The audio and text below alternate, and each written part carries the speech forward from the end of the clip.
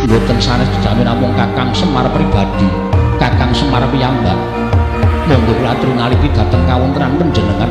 Kula menika diwaning para dewa, nadyan panjenengan menika kadang kula mestinipun kedah ngagungaken asmanipun Jawata, ngagungaken asmanipun ingkang rayi.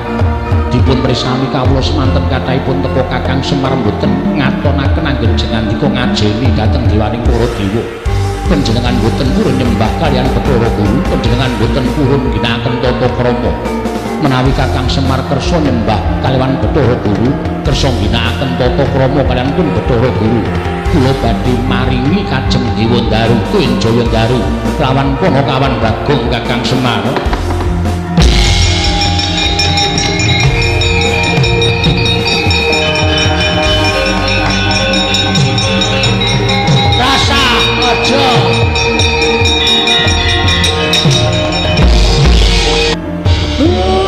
Syarate gampang ora apa. Nek dipikir tata lair pancen gampang, ning batin nang ati ngrusak. Kok iso ngono? Wis ora apa. Aku mau nek panjang aku kelakon aku ngorbanke derajate wong tuwa. Aku mau nek panjang aku kasembadan ning aku kudu ngorbane karo harga dirine bapak. Aja wis ora nganggo kayu Dewandaru, ora nganggo kayu Jayandaru, ora masalah. Ning bapak aja nyembah karo Bathara Guru, bapak aja basa bapake kakangne Bathara Guru. Bagong, kowe iki dewange wong tuwa kok malah ngunak-unak karo bapak sing goblok kok.